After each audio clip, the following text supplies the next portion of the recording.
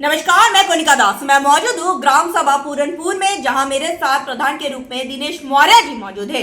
मैं इनसे जानना चाहूंगी कि अभी तक इन्होंने 3 साल में अपने ग्राम सभा में क्या क्या विकास कार्यों को अंजाम दिए हैं और आने वाले 1.5 साल के लिए क्या रूपरेखा तैयार की है ताकि इस ग्राम सभा का कायाकल्प हो सके। दिनेश जी, आपका हमारे चैनल में बहुत बहुत स्वागत है। धन्यवाद। Thank you so much. आपने अभी तक 3 साल में अपने ग्राम सभा में क्या क्या विकास कार्य करवाए हैं? काफ़ी संख्या में इंटरलॉकिंग का कार्य करवाया गया है और 600 से करीब ज़्यादा नालियों का भी विकास हुआ है 25%। अच्छा, आवास से क्या आवंटित हुआ? आवास 2 हुई हैं हमारे यहाँ। पूर्व प्रधान के द्वारा सूची नहीं थी, जिसकी वजह से आवास का आवंटन होना असंभव था, इसीलिए 2 आवास का आवंटन हुआ। एक विकलांग हुआ है, एक मुख्यमंत्री। शौचालय लगभग 60 के करीब में हुए हैं, क्योंकि पूर्व प्रधान के द्वारा शौचालय ज़्यादा आवंटन हो गए थे और ज़्यादा लाभार्थी छूटे नहीं।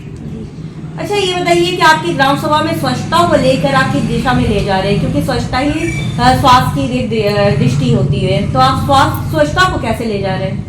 स्वच्छता हमारे यहाँ रोडें सड़कें सब अच्छी हैं, कोई गंदगी नहीं है। उसके बाद मैं आपको बता दूं मैम कि सीडीओ साहब के सौजन्य से हमारे यहाँ गांव पूरा टीबी मुक्त है, जिसमें अभी हाल ही में सीएमओ साहब प्रयागराज के द्वारा हमें सम्मानित भी किया गया था 2 अक्टूबर 2024 में। और हमारे यहाँ टीबी मुक्त भी है, स्वच्छता भी बहुत अच्छी है कि यहाँ पर कोई गंदगी आप आई होंगी तो कहीं नहीं, मैंने देखा, बहुत अच्छा लगा मुझे। आरआरसी वगैरह आपका हमारे यहाँ आरआरसी सेंटर इसलिए नहीं हो पाया है कि वहाँ पर विवाद है, क्योंकि ग्राम सभा की क्योंकि इसका बजट आ चुका है और अभी बजट आया है, लेकिन अधिकारियों की लापरवाही की वजह से आरआरसी सेंटर नहीं बन पा रहा है। आरआरसी सेंटर बनने की है कि ग्राम सभा की संपत्ति है जो उसमें दबंग माफियाओं का कब्जा है, और उस पर अगर कब्जा खाली कराने जाते हैं तो मानने धमकी मिलती है, और फिर लेखपाल उसको ले जाके दबंग लोग न्यायालय का शरण ले लेते हैं, जिसके कारण कहा थी न्यायालय में विचाराधीन हो जाता है, इसीलिए आरआरसी सेंटर नहीं बन पा रहा है। इसके लिए आपने लिखित शिकायत की है? लिखित शिकायत चली गई है सीडीओ साहब को, और उसके बाद उप जिलाधिकारी सोराव को भी अवगत कराया गया है। जिलाधिकारी को भी पता है इस बात को, न्यायालय में भी पता है इस बात को कि वहाँ पर विवादित जमीनें ज़्यादातर दबंगों द्वारा ही कब्जा है। इसकी प्रतिलिपि आपके पास है? हाँ है। अच्छा, आप मुझे व्हाट्सएप जरूर करिएगा, तो इस पर आपका पूरा सहयोग मिलेगा।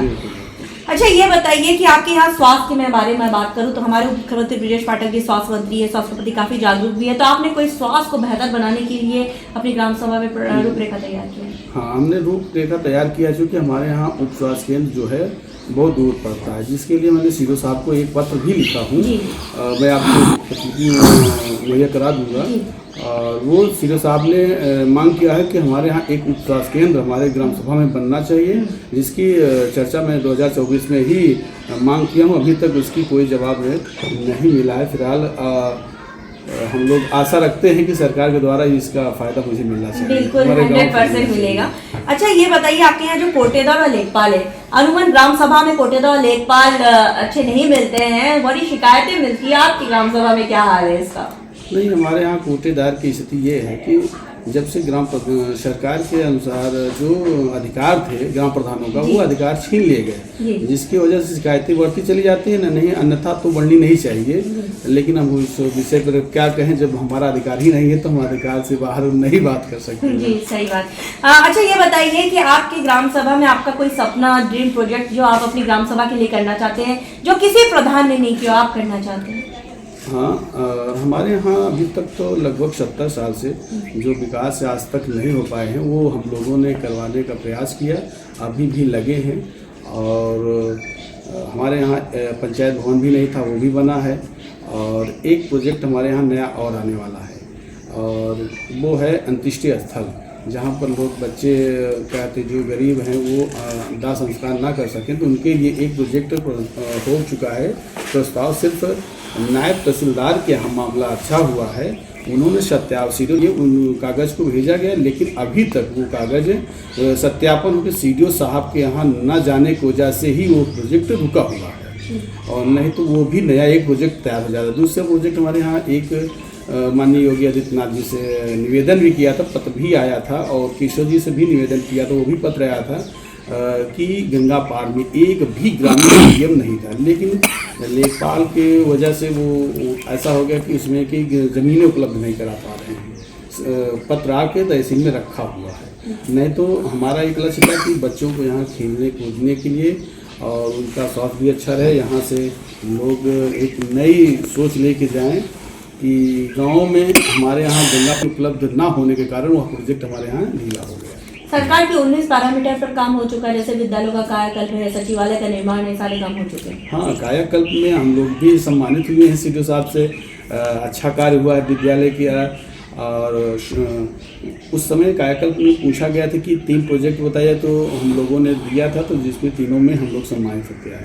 जी, अच्छा, आपको क्या लगता है कि आपकी ग्राम सभा में किस चीज़ की कमी है जिसे आप पूरा करना चाहते हैं और सरकार की वजह से वो काम नहीं हो रहा है? क्योंकि आपकी ग्राम सभा, आपके ब्लॉक में बहुत से प्रधान ऐसे मिले जो जल मिशन कार्यक्रम से बड़े असंतुष्ट देखने को मिले हैं। हाँ, जल मिशन में एक ऐसा हो गया कि हम लोगों के यहाँ न तो आज तक टंकी का निर्माण हो पाया।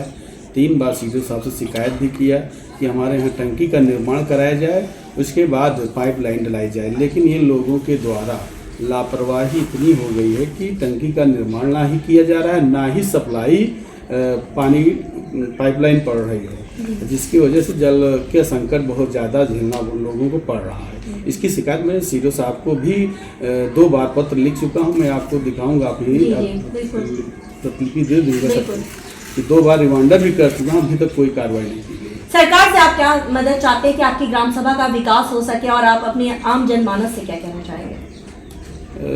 सरकार से यही अपेक्षा है कि जो चीज़ें ज़रूरत चीज़ें हैं ग्राम सभा के लोगों की, उसकी मांग मैं करता हूँ, वो उपलब्ध हो जाए, मुहैया हो जाए, बस इससे और क्या खुशी है। और अपनी जनता से क्या कहना चाहेंगे? जनता का आशीर्वाद रहा तभी तो आज हम उसी बीच में रहे।